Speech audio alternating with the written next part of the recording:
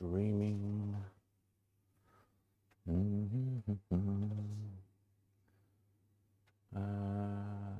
Let's see, is that working? A blank screen my end. Ah, there we are. I think that's good. Evening all. If you can see here, give us a thumbs up or type something below. I've got a blank screen again my end. That's not a good sign. Hang on a minute, do I need to tweak something? Ah, back again. Hopefully I'm there. Just give it a second or two. Oops, move the camera a little bit. That's about right. Evening Peter, evening David, evening Gary. Sounds good. We got some thumbs up. Marvellous. Excellent. Must be working then. Right. Evening Paul. Hope you all had a jolly week. And yeah. Been tidying up after the storms and one thing and another. There still seems to be an awful lot of bits of tree about. But there we are. Evening Peter.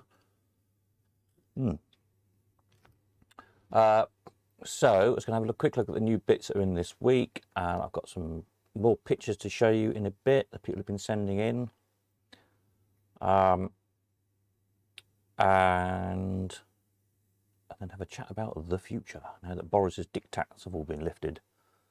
So yes, exciting times. Right, so let's have a look. So ending this week, we've got the 1, 2, 3, 4 machines ending this Sunday. Last time I looked, surprisingly, there was no offers yet on this lovely big vending machine. I don't know where all the vending machine buyers are gone. But if you fancy a nice big vendor, which would look fantastic polished, it's all a cast aluminium, base is cast iron, top's all cast aluminium. Then don't forget get your offers in on that one. New stuff this week. What did I put up earlier in the week? Half a dozen machines. The Lord Seeger is on 1p. A couple of people asked me to clarify because originally when it came in I said it was on old penny, and it says on the front of the machine old penny, but it is in fact on new penny, 1 pence. You could convert it back if you could get the bits, but it does say in the descriptions on 1 pence, and you'll see if you watch the video me playing it on 1 pence. So just to clarify that. The Golden Jokers at 4-reeler, that works on sixpences, plays absolutely fine on sixpences, although it is actually on Australian 5 cents apparently, but I haven't got any Australian 5 cents. So there we are, that's that one. The Rulerment seems to be working and playing, you'll see from the video, and paying out right as far as I can make out. But the transformer that operates the lights is burnt out. It's in a new little transformer. It's on the sort of the top right as you look at the back of the playfield.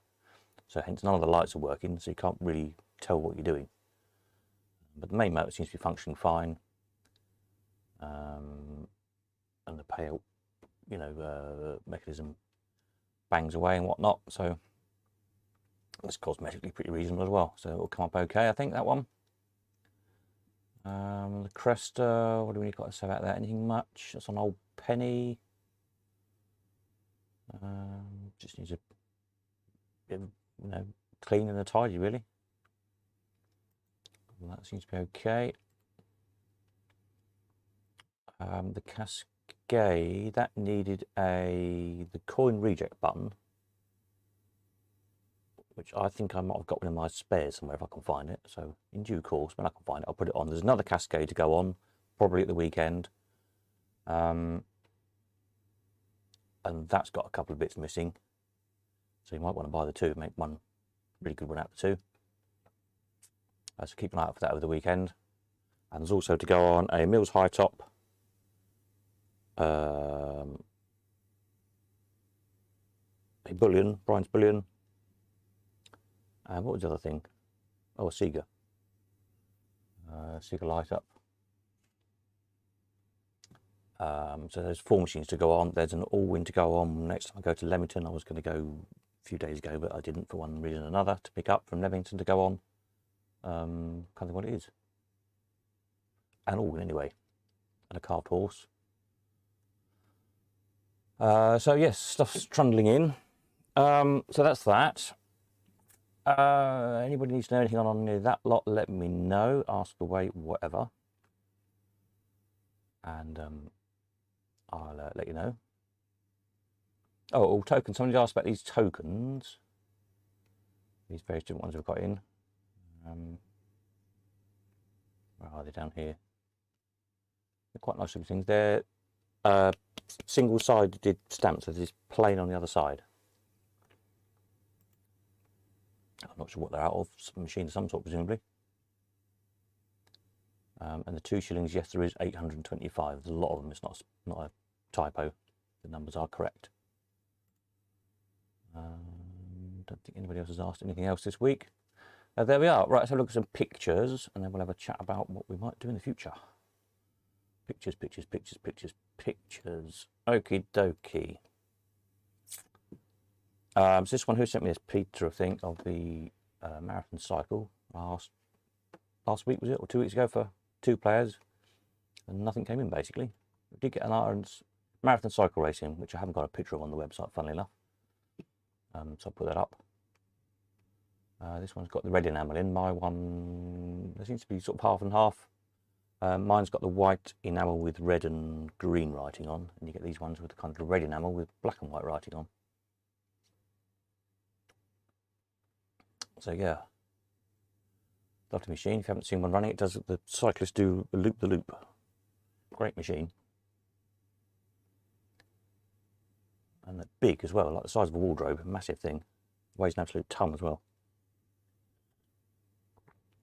So no, I won't be taking that to March the 13th.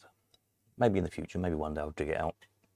But I will take my little Doughty and Barrett, which is about 18 inches long.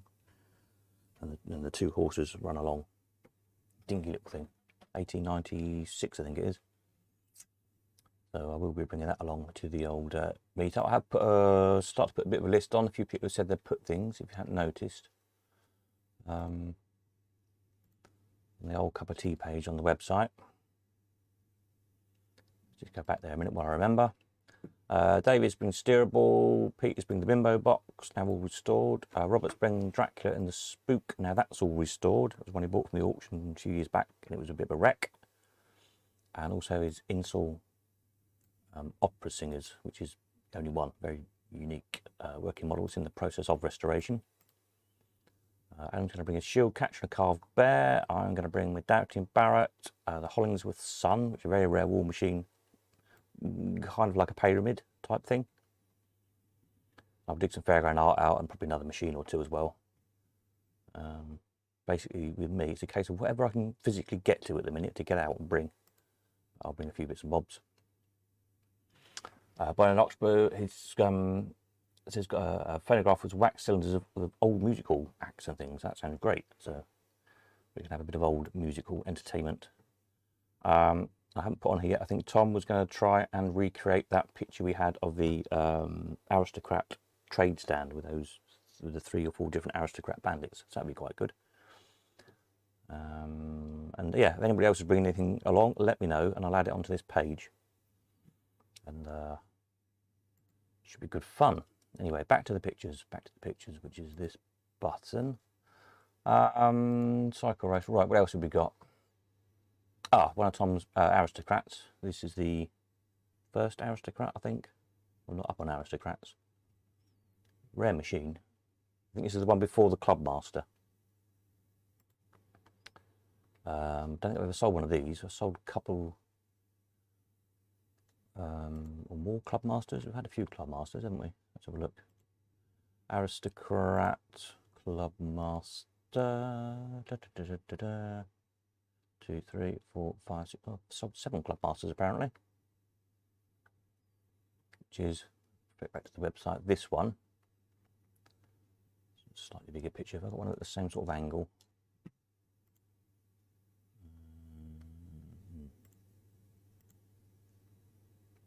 Yeah, you can see the Clubmaster is a bit more curvy than the first Aristocrat. Yeah, quite nice design, really. David says, not played the cycle race for at least 50 years. Well, maybe the next meet. No, actually not the next one. Sometime I'll dig my big marathon cycle racer out and bring it along. It's a bit of an effort. You have to make do with the little ones in the meantime. Gary, love the Aristocrat. Yeah, it's a nice looking machine, isn't it?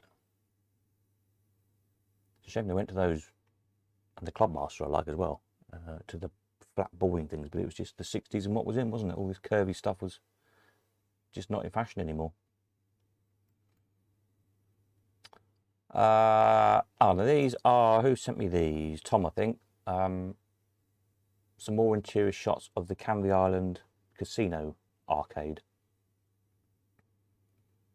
Okay, well there, and you've got that big orange crane, big six-sided crane.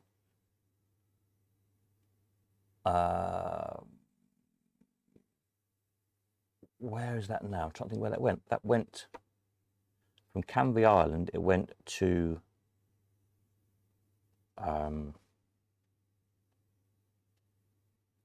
what was it called? It was down. I can't remember the name of the arcade. It was Brian Grimshaw's. It was down there for a bit, right down in Devon, Dorset somewhere. I sold it off when Brian sold it up. There were some very nice all-wins.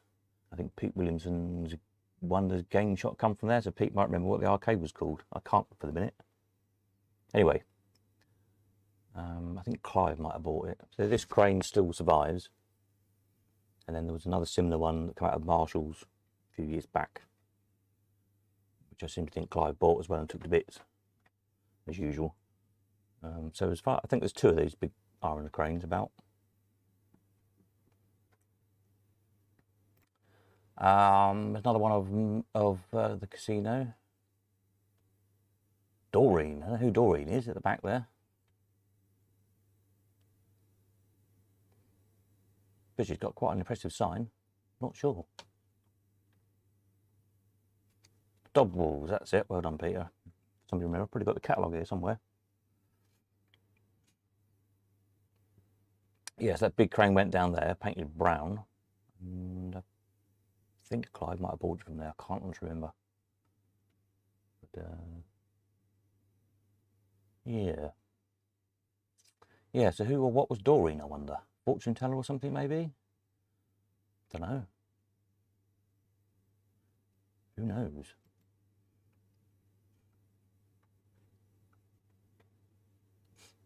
Another one here, lots of Aristocrats and a Penny Falls. What am I obscuring? Something probably.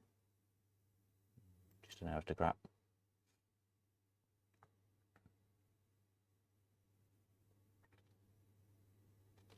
Pete said that was the second arcade after the first was lost in a massive fire down at Dodwalls, yeah. Yeah, we sold some fire, some remains of what was left of some machines in the fire damaged stock. Yeah, it was a bit depressing. So there we are. There's a beautiful hoopla down there we sold as well, I remember. Really, really lovely artwork on it.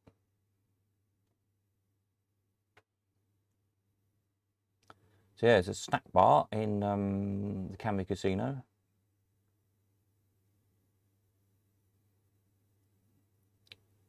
Where you could get sandwiches, apparently. I mean, how sophisticated is that? Sandwiches, hot dogs and hot pies. Marvellous. What more could you want for your day out on Canvey Island? Next up, we've got... now this one is on Clacton Beach, another one of those burnings of the protests for the gaming law changes. So we've got some nice machines being burnt up. On the left, the rotor pool, then a pin table up on end, jigsaw, I think, by the other side of the cabinet. I think it might be Rockefeller jigsaw pin table. Bones Green Stars or something, Grand Stadium, Challenger. Sort of behind the Challenger, sort of in front of my, just here, look. Oh, I can't do this because the camera's always back to front from whatever, that way. No, this way. Here. Obviously laying on its back is a crane, recognised from the feet. French crane. Get a bigger picture on my screen, I can see what I'm doing better, that's better. And then we've got a couple of, I think they're Jameson's Mad Joker machines. And that double machine at the back, it says Crusader on it, I think. a double case. So whether it's the normal Crusader, who made the Crusader? Can't remember. Was it Bradley's? No.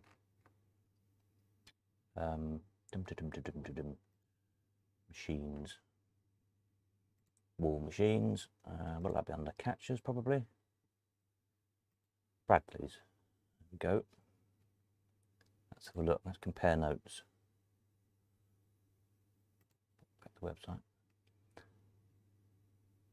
So, one Crusader, which kind of looks like that. Nice machine. So, is this two of them in one box? Can't really tell, can you?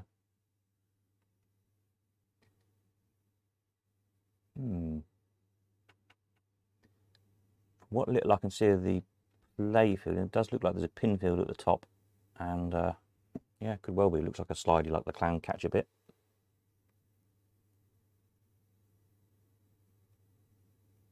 So I think that is a double Crusader. Interesting. And then some big band that you think right at the back there. More Machines, gone forever. And the next one. It's one Tom sent, the Coronet. Very, very nice, very rare. Australian Bandit.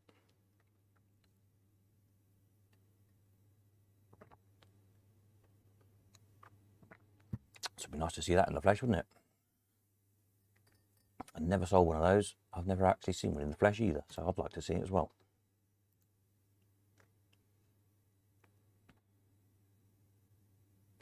Yeah, a rare thing. So we like the look of that one. I think it's playing card reels again by the look of it. Yeah.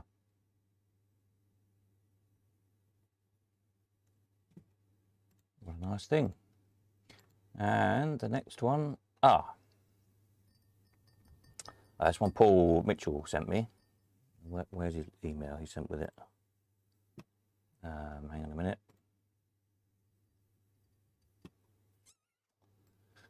He says, found a picture of my Lucky 10 pusher. Remember we were looking at the Alco a week or two ago, the Alco machine. So this is an Alco Lucky 10 pusher. So it was taken in 1983. I paid £15 for it. My son playing it with me was 2, and he's 40 now. And I had hair. Wish I'd still got it. The machine, not the hair. And there we are. So I thought that was quite a good picture.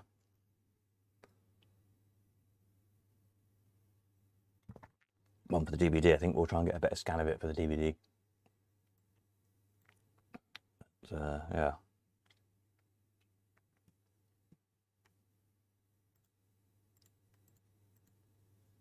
So we like that one. And the next one. It's Tom's 4-reel Jubilee. So it's like the early version. Yeah, a bit nicer than the 4-reel Jubilee we've got for sale at the minute. The Golden Jokers one. It's kind of the bigger casino version. So it's one Silver Jubilee.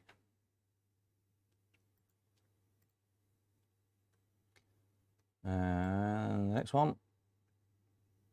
Get me out of the way again. So this is Marshall's in Clacton. Oh no, clicked the wrong button.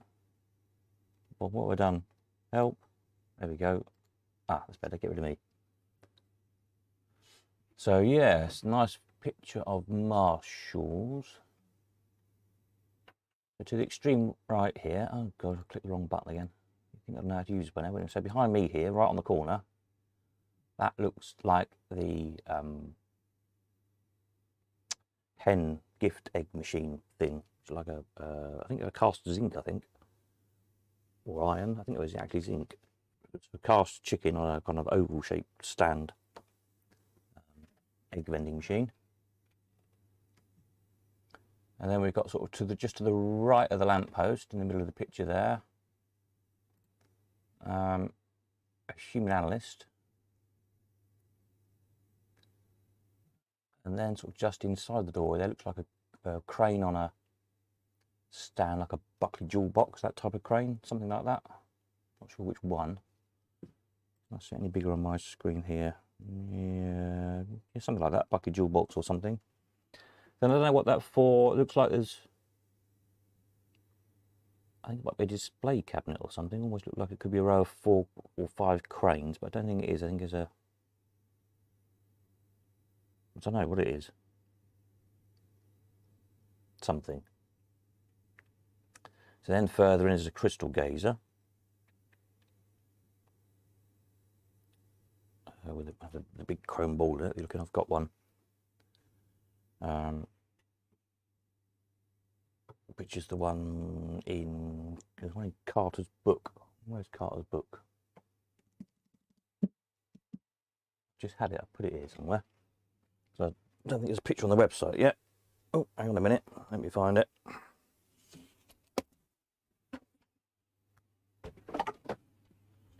It's just falling over everything. I've got so many piles of paperwork here I'm wading through for trying to do stuff. Let's have a look. Because John did own it at one point. Yeah. Ooh, you can't see, can you, of course? But anyway, if you've got a Carter's book, you'll see it there. Oh, it's gone weird because of my green screen. Anyway, page 76 if you've got a Carter's book.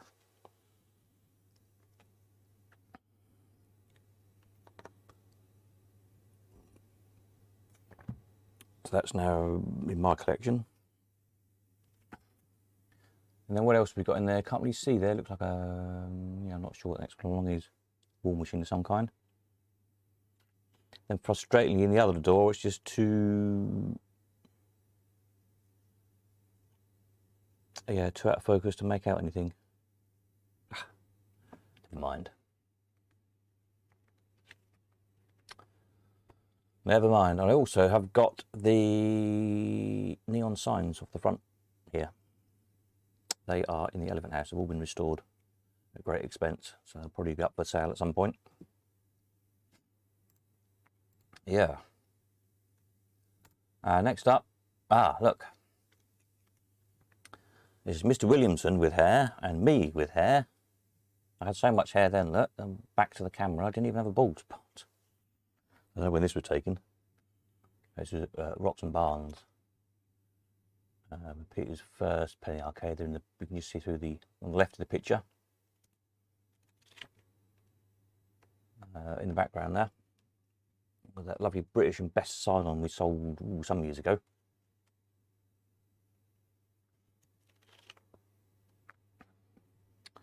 Yeah, Paul says front of Marshalls hasn't changed that much now, called Magic City. Do you know, I haven't been along Clacton for years. I must, we'll go when we're down filming next. We're going to have a look.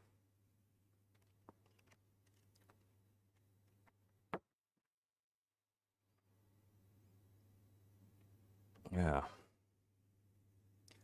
But yeah, this one today I was rummaging through some paperwork and pictures and stuff, and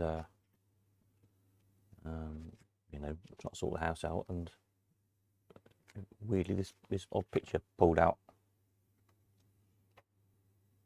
Why? I don't even know who took the picture. Me and Peter in the front of his Dobby set. I don't know.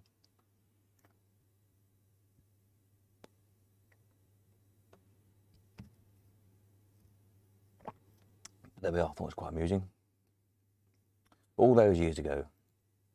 What else we got? Oh, that's it for those pictures. I'll tell you what. I'll let these run through. Where's my play button? While we have a little chit chat. So yes. What was I going to say? Just click this back like that. That's better. Yeah, so as you know, Boris's diktats are all now finished with, all his rules and regulations, and you can't do this, and you can't do that, and you can't do the other, and yada, yada, yada, yada, yada. So I've been, well, thinking for some time really of what we're going to do in the future.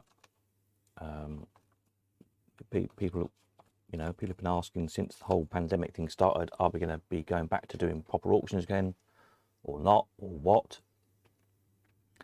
And I've always said that I'd never rule it out. Obviously, I no longer have an auctioneer, which is a slight technical hitch, to put it mildly. But what to do, really? And I have spoke to several people over the past few weeks, in particular, this side of Christmas more, as things were looking like they were going to ease up, restriction-wise, as to what we might do in the future. And with all the advent of online tech and all the rest of it catching up, just seeing really what we can do. So what I will do in the next couple of weeks sometime is going to put together some kind of survey questionnaire type thing for customers, old and new and present, and just really see what the general feeling is. I know lots of people miss the hustle bustle of auctions. That seems to be the biggest thing people miss, as much as anything, more than anything really. The way things we're doing now, people like the more kind of relaxed way it works. People like having time to think about stuff. People who come here to look at stuff, have a cup of tea, have a chat, whatnot, pick something up, drop something off, go home and think about it and all the rest of it. They kind of like that idea. Also, what has been working well, and especially well with Alan on board the carrier, is the fact that you can buy one or two things. You haven't got to immediately rush and come and get it, which can be inconvenient if you're busy, or if you've only bought something small and you're a long way away. It costs a lot of money in time, petrol, diesel, whatever, and so on and so on. So being able to build up 2 or 3 things to make it worthwhile sending the carrier, or coming yourself, or waiting until you've got something to sell and then picking something up and so on, that whole, again, kind of relaxed way of doing things works very well, which is something a lot of auction houses don't do, won't do, can't do, don't want to do, whatever. So yeah, there's pros and cons always round, I think. Auctions as we were in the Elephant House can't be done for the immediate future, because apart from anything else, the Elephant House needs a new roof. As you know, those of you who are old customers, we redid the front half of the building, the roof, however many years ago that was now. I lose track.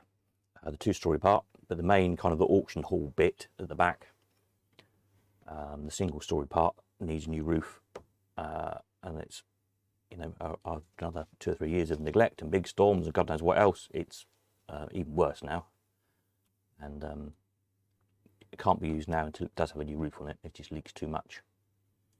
So I couldn't do any auctions in there for the foreseeable. So that, options there are then hire somewhere, which just costs loads of money. And the problem with hiring somewhere is, like we used to do in the old days of Huntington Racecourse or wherever, the village halls around here, getting everything in and out on date is a hell of a lot of work. I'm too old for it now, frankly. And again, you haven't then got that facility of leaving stuff until you bought 2 or 3 things. Everything has to come on the day, has to go on the day. It's not feasible to do commission bids or online bidding or anything like that with that kind of thing, because everything has to go on the day to the buyer. So I don't think that's a very practical way forward at the moment. But online tech, the online auction systems, I've been talking again in the past few weeks to the couple of major providers. As you know, I wrote my own system when Mum was ill the first time round, and showed a demo of that working. There was a YouTube video, I think it's hidden at the moment. I think you can see it at the moment. But I spent a long time programming that, just really to do something to keep my mind away from the whole cancer thing and all the crap that goes with that, as I'm sure many of you know if you had to deal with it, it's not a pleasant thing to go through, and you need something to try and keep you sane with all that going on. And that was my way of keeping sane as much as anything, programming all that. So the system is there to be used potentially, although I would probably use one of the proprietary systems. The reason being there is they've already got a bigger client base built in.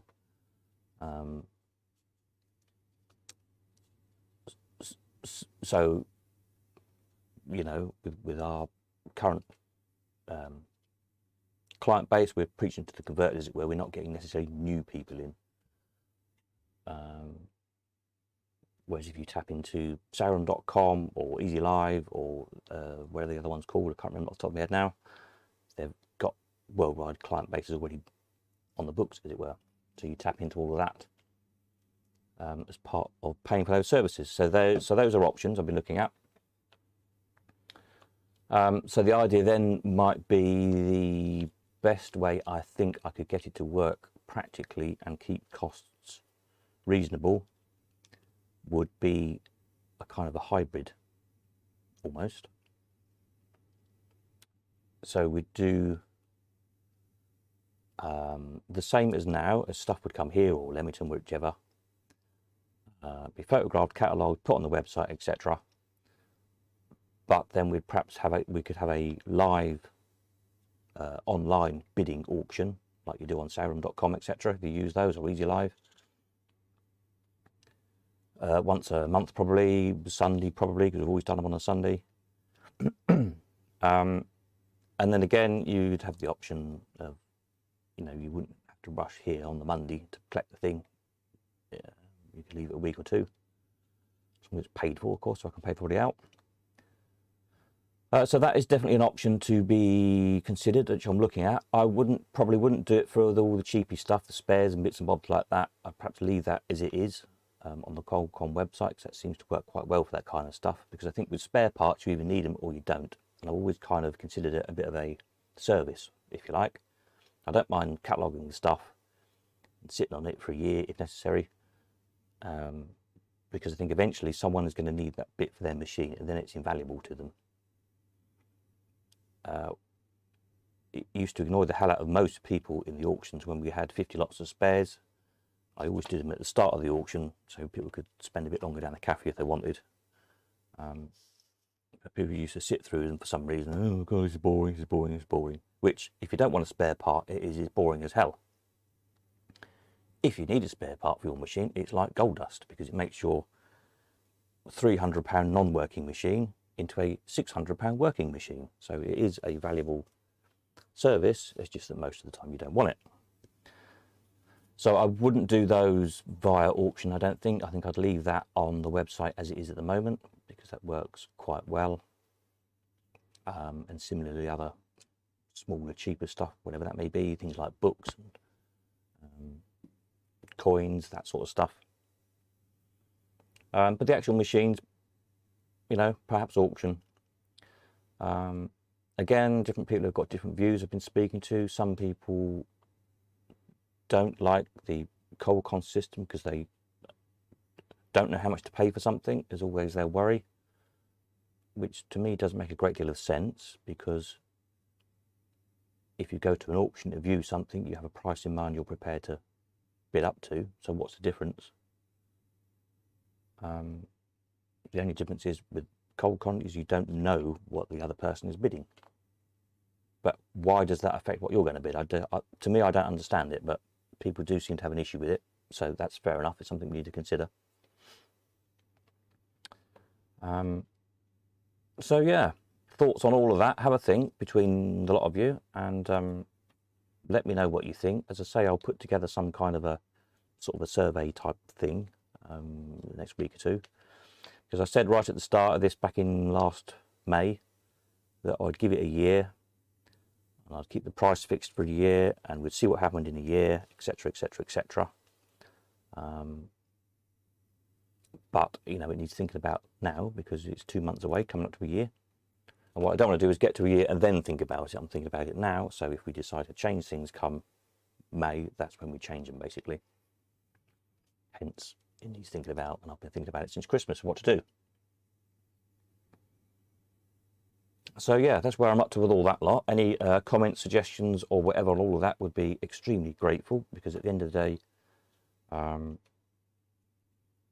need to do what the majority of the customers want me to do, basically. The website as such would stay pretty much as it is, and keep continuing to grow as a big database resource of stuff. Keep adding photos, keep adding price results, keep adding all the archived stuff, and all that to it, because I think it's a very valuable resource. How we'd then price that, I don't know. Whether that would be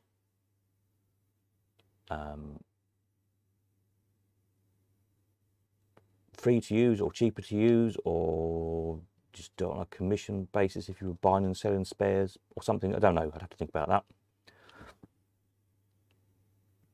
Auctions, if we were going to do auctions online, there would have to be buyers and sellers commission, because those systems aren't cheap to run. They cost hundreds of pounds per auction to use their systems, and obviously that money has to be recouped. And like you, when I go to Tesco's, they expect me to pay for my food, and the council wants their rates, and the electric company wants paying, and so on and so on. So I've got to make a living like everybody else. So it would be back to buyers' premiums commissions, not 30-40% like some of them are charging. I would hope we could do it cheaper than that, but that would need thinking about. I've got to price up what it's going to cost, and try and see what realistic level I could set it at. So I'd also be interested to hear from people, and something I'll ask you all, what you would be willing to pay, basically, because I've got to see if I can make the numbers work. But yeah, that's where we're at with that. So that would probably be, if we did that, it would probably be a monthly auction again, like we did before. And again, mix in more stuff, because we've just essentially done coin up over the past year. So we'd be back doing more fairground stuff again, and more enamel signs and automobilia and other interesting stuff we used to do, Americana, etc. That could all come back in again.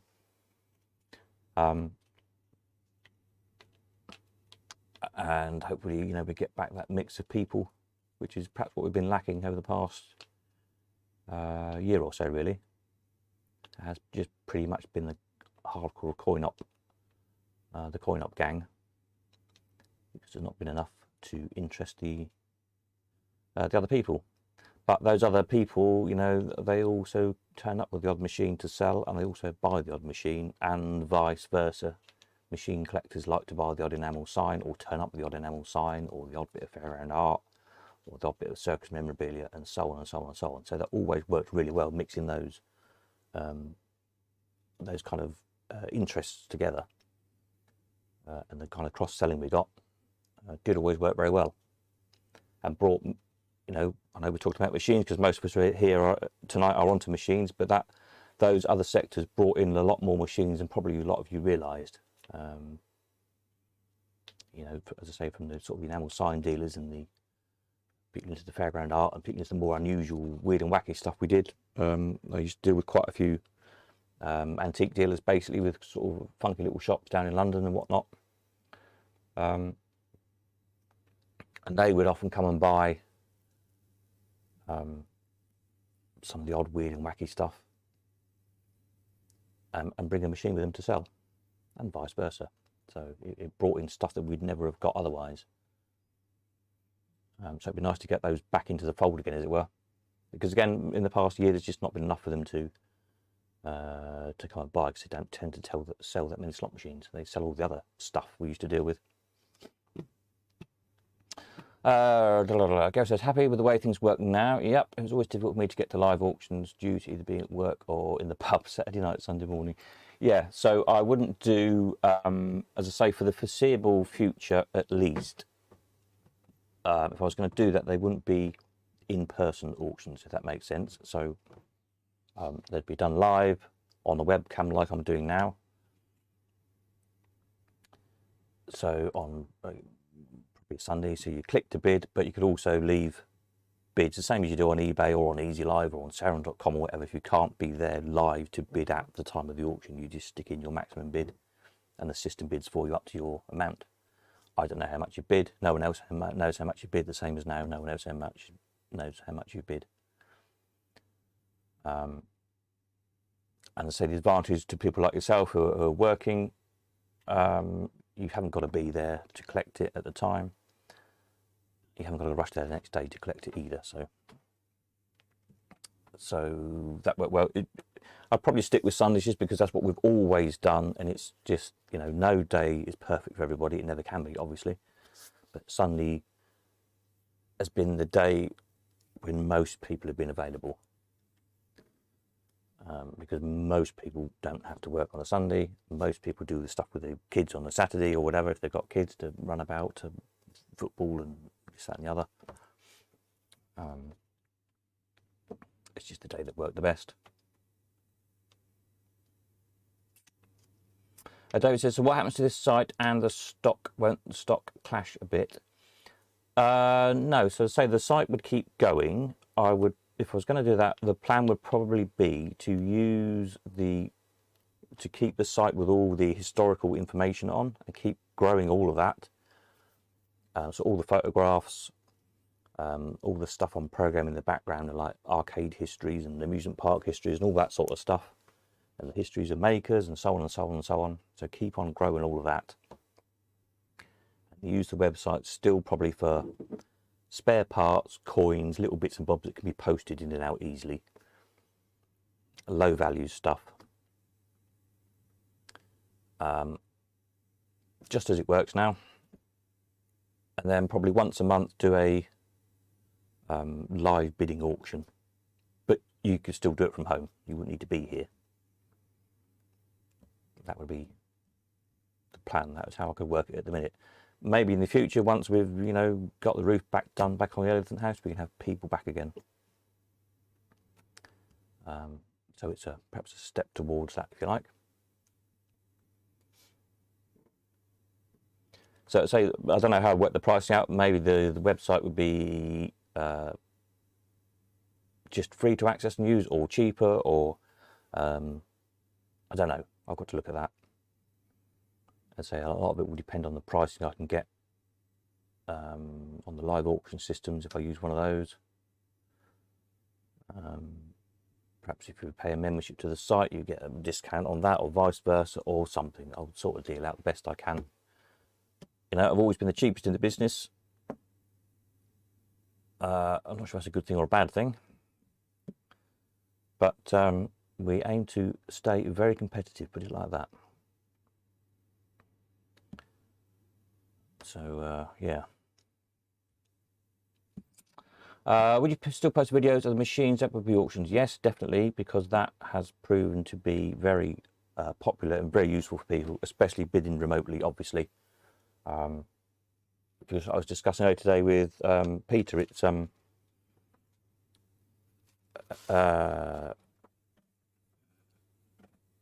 you know, video is unbiased. You see what is there, and that's why, you know, I invested in a good camera, a turntable, and one thing or another. You see the machine all the way around, inside and out.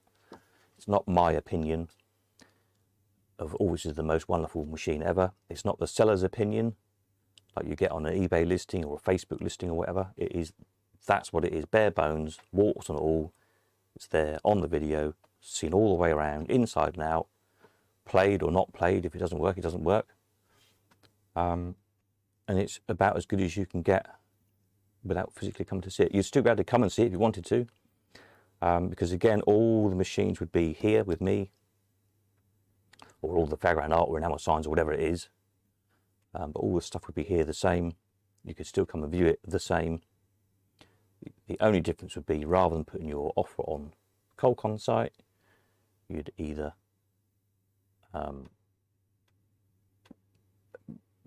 bid live Sunday, whatever, click along with other people, so you would be able to see what the underbid was, or just leave a you know, an absentee bid if you won't be able to make the kind of the live bidding stream thing, if you like.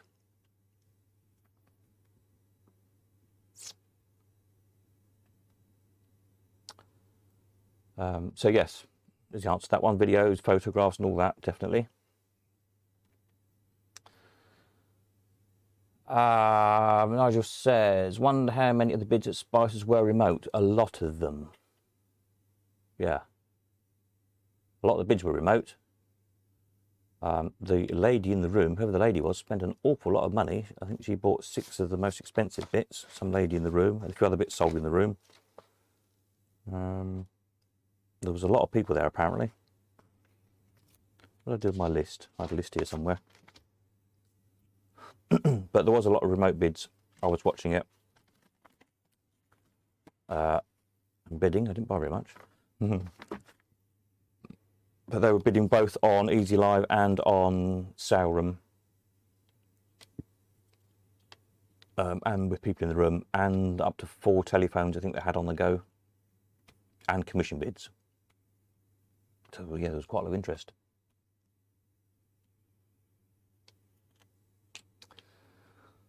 Wish I had a plastic cow. Yeah, don't we all? The last one I sold, I think we got about £2,000 for. David, so we'll not be buying and selling like this with no commission, a weekly only on once a month. So we will not be buying and selling like this with no commission and weekly only on once a month. Yeah, as I said, the plan currently, in my mind, which may well change, this is why I want to ask everybody what they think. And I'll, as I say, I'll do a nice, I'll work on doing a nice survey type thing with it explained a lot better than I'm doing it at the moment. Would be essentially to run both ways. So a monthly auction of the more expensive stuff. So that would be machines, big chunks of fairground art, enamel signs, and so on and so forth. So they'd be done in a monthly live online auction with either me or an auctioneer, whichever. So you click to bid, you can see what the underbid is all the time. Dum dum dum. But then things like spare parts, coins, probably things like books and magazines and bits and bobs, little cheap things perhaps under £100 or under £50. They'd stay on the website exactly as you've been doing now. And yeah, finish every week as they do at the moment. So as I say, if you were doing both, I don't know, the pricing I'd have to think of. That's, you know, up in the air. It will be as reasonable as I can make it, which is what we've always done. We've always been as reasonable as I possibly can be. So we certainly won't be more expensive than anybody else. We'll be cheaper than everybody else, as we've always have been.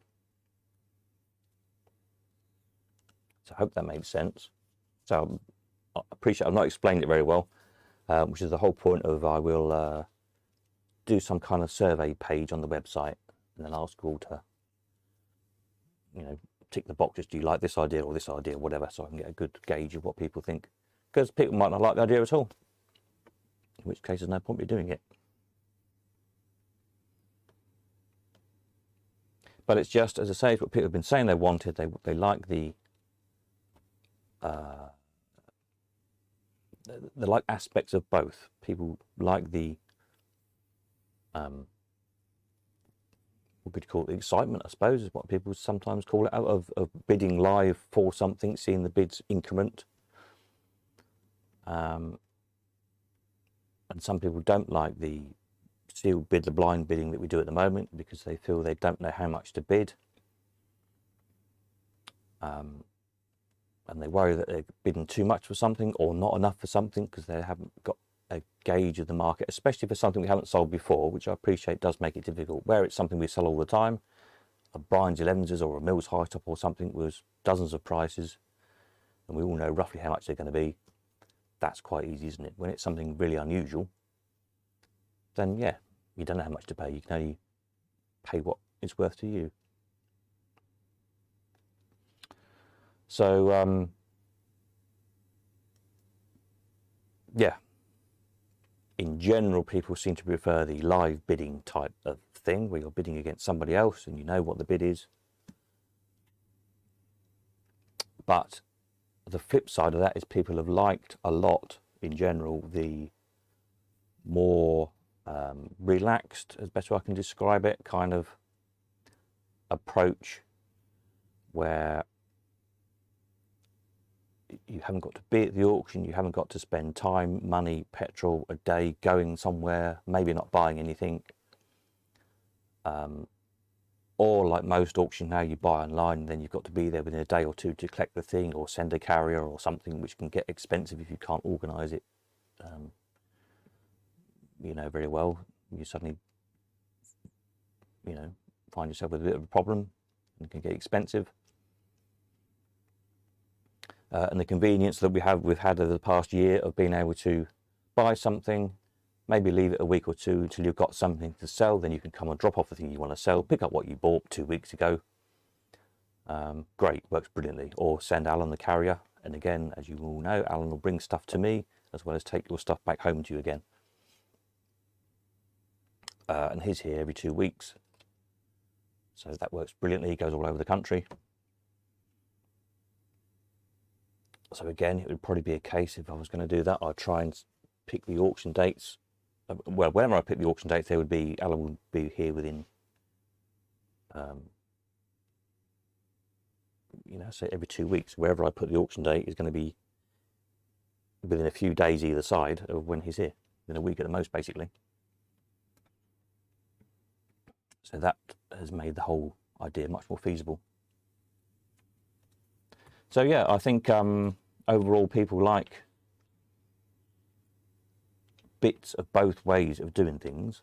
So it's trying to find a sensible way of utilising the best of both ways of doing things,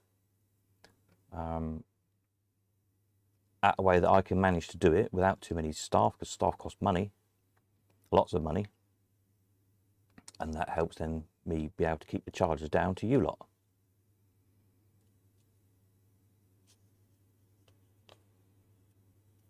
Which is what it's all about, isn't it, at the end of the day?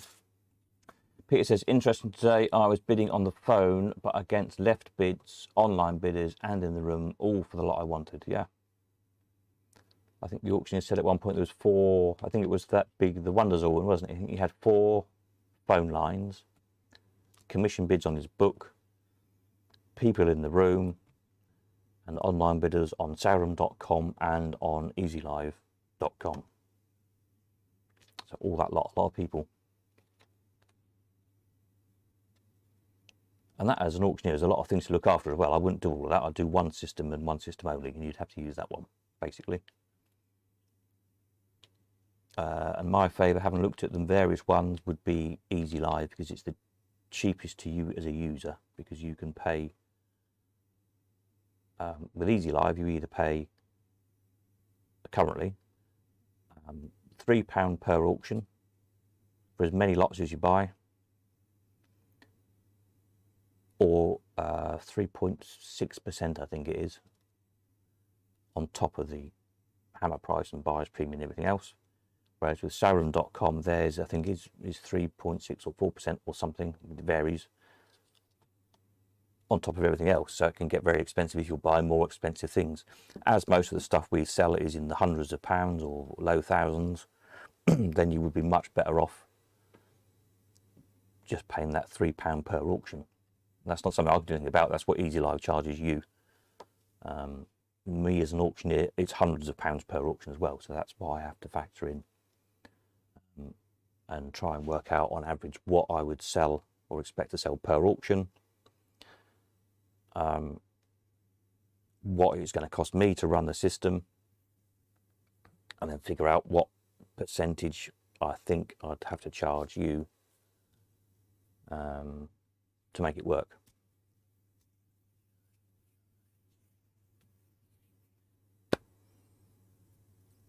Where did I get to in the comments? Gary, some EasyLive auctions offer the option of fixed upfront fee, lower commission, or no fee and a higher commission. Would this be something to consider as a low fee for Coldcom member? Yeah, so that's, sorry, I missed a comment as I was speaking. That was basically what I was explaining. Yeah, EasyLive as a system offers those 2 options. I don't know, it might be each individual auctioneer can perhaps choose whether they offer it or not. I'm not sure. but I certainly would offer it.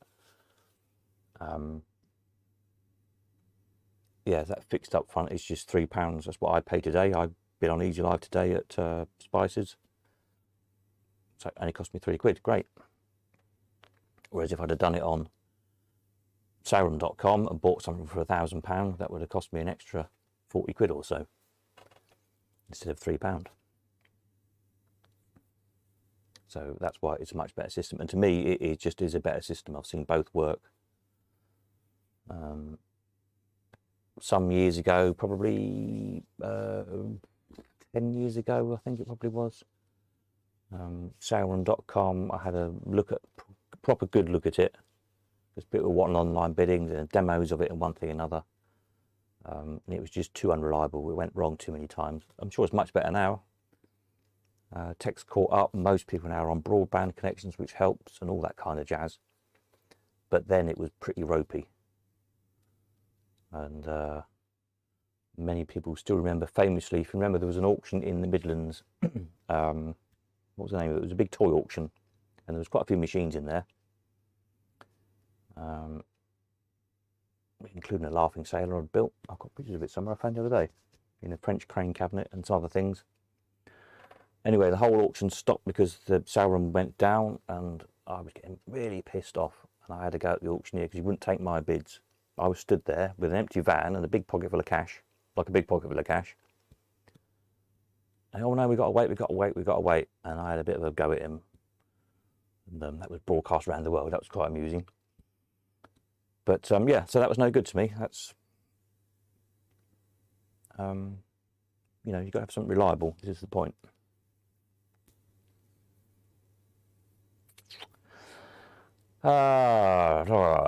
Aston's, that's it. Yeah, Aston's in Birmingham. I'm Lord of Aston. Did you know that? There you go. It's my official title. That was pretty well. The Cascades made £700. Yeah, that was quite a lot for Cascades, isn't it? And I think that had trip missing as well. The left column, like the one we got today. I think they were often taken out. Yeah.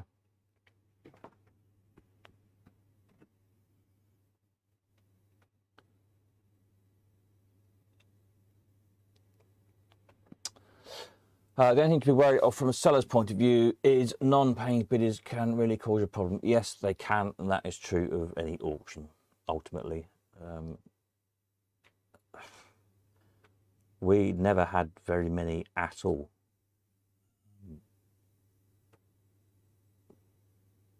Pretty much, I think, because I pretty much knew everybody. They were, you know, most of my customers are known for donkey's years. Most of them are friends, and they all kind of know each other. We've done really well. Now, yes, there is a bit of a peril opening up to a bigger, wider audience, if you like, of non-payers, and I don't know. That is something we just have to play by ear as we went along. Ultimately, somebody doesn't pay for something, there's not a great deal you can do. You still got the item, of course. You just ban them. They get banned from other auctions as well if they use Easy Live platform or Sauron.com. If they're bad payers, they get banned from using their system. So it's not in their interest, because most auction houses now work on one of the 3 main systems. So you can only get banned 3 times, and that's it. You can't bid anywhere anymore. But that would be, we'd have to see how we went with that. If it started being a problem, then we'd just, you know, either close it to people we didn't know, or pay a deposit up front, like you have to do with some high-value auctions. Lots of auctions, things like car auctions, high-value car auctions, and high-value jewellery auctions and things. You have to pay 1,000, 2,000, 5,000 art auctions, 10, 20 grand sometimes for big art auctions up front. Just to show you're serious, basically, and you've got the money in the bank. So there's ways around it. I'd hope it wouldn't be necessary, but that would be, you know, be something to see. I mean, I think over the years I've had 3 or 4 maybe bad payers. That's all. And they weren't on particularly high value things, just annoying.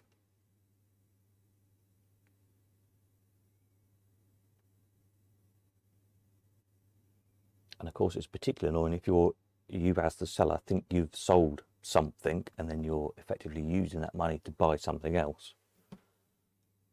Then yes, it can really mess you up, isn't it? If you think you've sold something for 500 quid and you then buy something else later on in the auction for 500 quid. Then the auctioneer comes back to you a few days later and say, oh, sorry, the person's reneged and hasn't paid for your whatever it is you've sold. You're suddenly 500 quid out of pocket, as it were. You've still got the thing, but you're, you know, messes your finances up.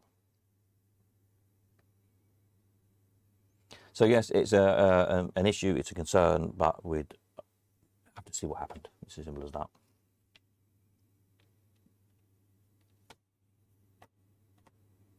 And deal with it if it became a problem.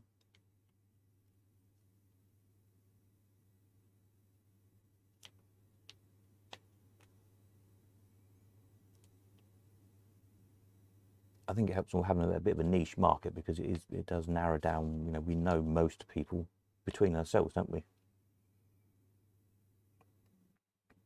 I don't know who the lady was at Spices who was spending lots of money today. I haven't found out yet. But we could do with her as a customer, that's for sure.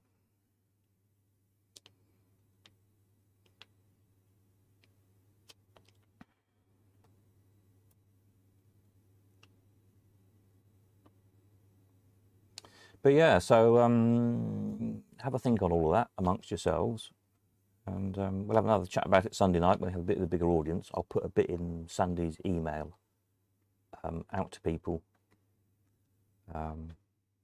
about it, because I think now, as I say, now all Boris's diktats have been lifted. People are going to be hounding me for what you're going to do, what you're going to do, what you're going to do. And I am thinking about it very actively, have been for, as I say, since Christmas, although I haven't really mentioned it, only in passing to people who've been here for a cup of tea and a chat. I've been mulling over with different people.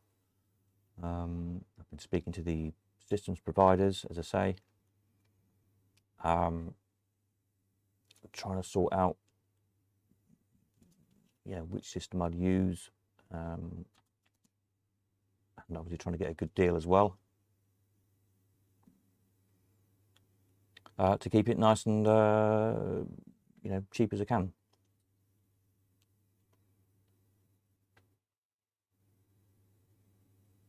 Because some of them are getting just ridiculous. I think Hanson's now nearly getting on for 40% if you bid online. It's just nuts. Plus whatever they're taking across the other side.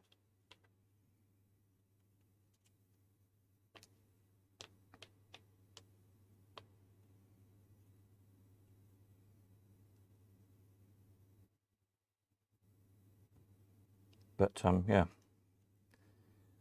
if you've got lots of pretty girls on reception, they cost money. Pretty girls cost lots of money, as I'm sure you all know.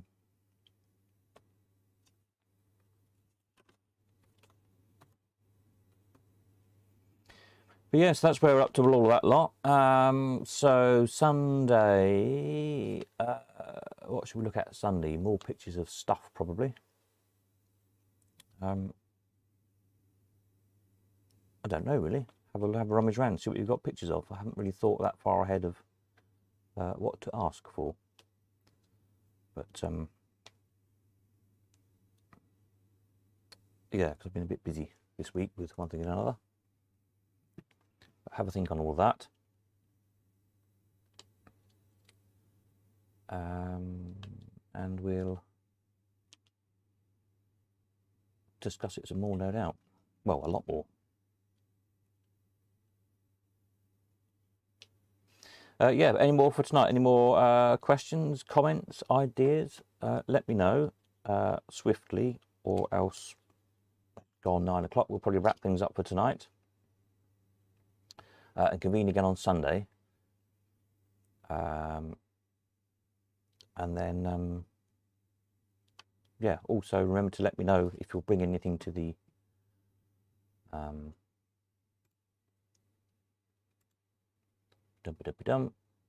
the old Bring and Play Day on the 13th, which is 2 weeks away on Sunday.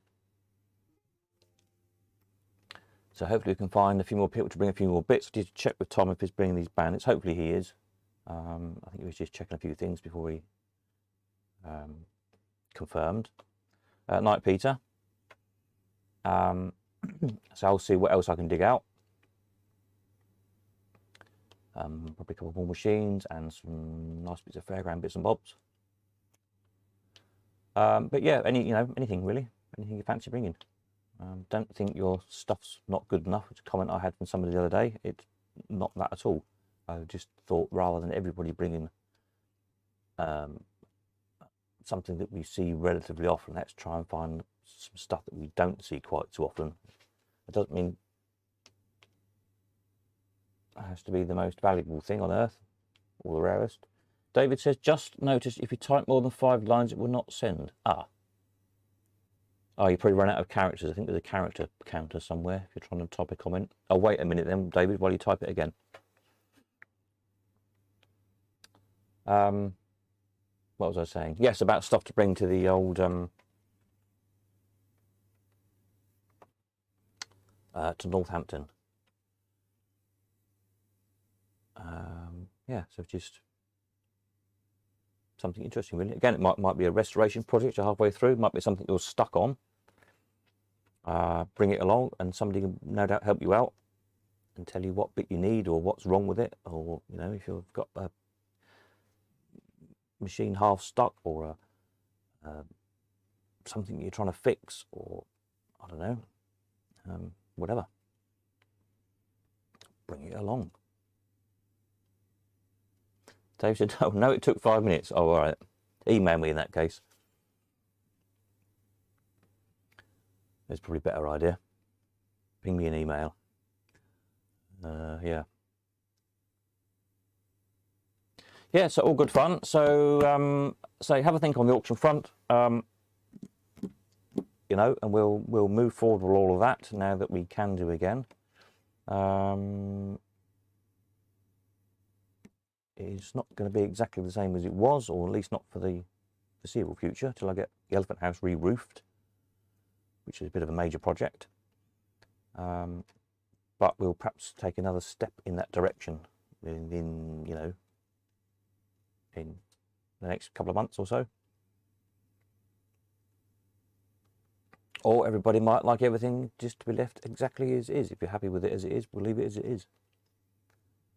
I'm just trying to judge everyone's feedback and just do, as always, the best we can to accommodate as most people as we can. Yeah, so there we are. Get back over here. Have I put any more pictures up lately? I haven't looked. A few more bits there. Any more pictures? Not really, no. I must do some more pictures and things.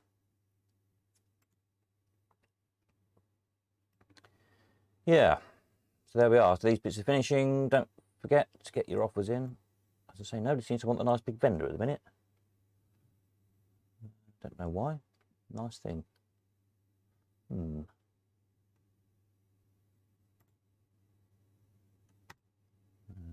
new stuff this week, some new spares as well, locks and things. If you need locks for your machines, have a check. I'll put all the sizes on these as well. So different size barrels. If you click on the individual things, you'll see there's long barrels, short barrels, medium barrels, etc. And locks are getting hard to find, as you're probably aware, so don't miss those. Right, that's it then, I think. I'll catch you all Sunday. Look out for an email Sunday as well. Sunday morning sometime when I usually send it out. And if you've got any interesting photos to send, especially when you're looking young and gorgeous and had hair like me, then send them over as well, because they're quite amusing to look at. And we'll catch up then. Right, I need more tea. So night all, thanks again for all your contributions and suggestions and everything else.